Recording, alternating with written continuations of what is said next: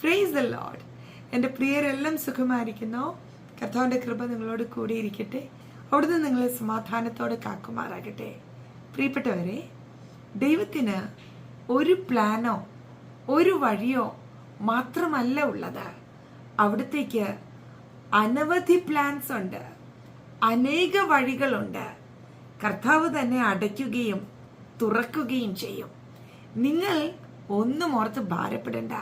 അയ്യോ, കഴിഞ്ഞ നാളുകളിൽ തുറക്കപ്പെട്ട വാതിൽ അടഞ്ഞു പോയല്ലോ, ഇനിയും എങ്ങനെയാ കാര്യങ്ങൾ എന്ന് നനച്ച് ഭാരപ്പെട്ടിരിക്കുകയാണോ? നിങ്ങളോട് എന്ന് പരിശുദ്ധാത്മാവ് സംസാരിക്കുന്നത്. ഒരു കെരീത്ത് തോട്ടിലെ വെള്ളം വറ്റിയെന്ന് കണ്ടോ? കാക്കയുടെ വരവ് നിന്നെന്ന് കണ്ടോ? ഭക്തൻ പട്ടിണിയാകത്തില്ല. കാക്കയുടെ വരവ് നിലയ്ക്കുന്നതിന് മുമ്പ് തന്നെ സാരിഫാത്തിലെ ഒരു വിധവയുടെ വീട് ഭക്തന് വേണ്ടി സ്വർഗം ഒരുക്കിയിട്ടുണ്ട്. എൻ്റെ പ്രിയപ്പെട്ടവരെ, നിങ്ങൾ ഭാരപ്പെടേണ്ട. അടഞ്ഞ വാതിലിനെ ഓർത്ത് നെടുവീർപ്പിടുകയൊന്നും വേണ്ട. കഴിഞ്ഞ ചില നാളുകളിൽ നിങ്ങളുടെ കൂടെ നിൽക്കുവാനും നിങ്ങളെ സഹായിക്കേണ്ടതിനുമാ ചിലരെ ഒരുക്കിയത്. നിത്യമായി എന്നും നിങ്ങളുടെ കൂടെ നിൽക്കണം അവർ എന്ന് കരുതരുത്. അതിന് പകരം ചിലരെ ദൈവം ഒരുക്കിയിട്ടുണ്ട്. ചില നീരുറവകൾ നിങ്ങൾക്ക് പുതുതായി തുറന്നിട്ടുണ്ട്. ഭാരപ്പെടരുത്. ഇന്ന് പരിശുദ്ധാത്മാവ് വളരെ വ്യക്തമായി പേഴ്സണലായി നിങ്ങളോട് സംസാരിക്കുന്നു. അടഞ്ഞ വാതിലിനെ ഓർത്ത് ഭാരപ്പെടേണ്ട. കർത്താവ് ചിലത് പുതിയത് അപ്പുറത്ത് തുറന്നിട്ടുണ്ട്, ഒരുക്കിയിട്ടുണ്ട്.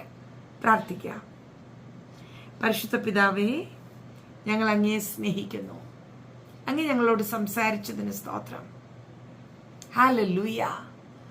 മാനുഷിക ചിന്തകൾക്കും പരിമിതികൾക്കുമൊക്കെ അപ്പുറമായി അങ്ങയുടെ കരം അത്ഭുതം ചെയ്യുമല്ലോ. അങ്ങ് എത്ര വലിയവനാ, അങ്ങ് എത്ര ഉന്നതനാ. ഞങ്ങളുടെ ഈ പരിമിതമായ ബുദ്ധിയിൽ ഞങ്ങൾ പലതും കാൽക്കുലേറ്റ് ചെയ്യുന്നു, അളക്കുന്നു. ഞങ്ങൾ എന്ത് ഭോഷത്വമായി ചിന്തിക്കുന്നതാ. എന്നാൽ അപ്പാ, അങ്ങയുടെ വഴികൾ വലുതാ. അങ്ങ് ഞങ്ങൾക്ക് വേണ്ടി നിരൂപിക്കുന്ന നിരൂപണങ്ങൾ ശ്രേഷ്ഠമാ. അതിനായി സ്തോത്രം. ഞാൻ എൻ്റെ പ്രിയപ്പെട്ടവരെ ബ്ലെസ് ചെയ്യുന്നു. ഞങ്ങൾ അങ്ങയെ ഒത്തിരി സ്നേഹിക്കുന്നു. ഞങ്ങളെ ദിവസവും കേൾപ്പിക്കുന്ന ദൈവശബ്ദത്തിന് നന്ദി. We honour U.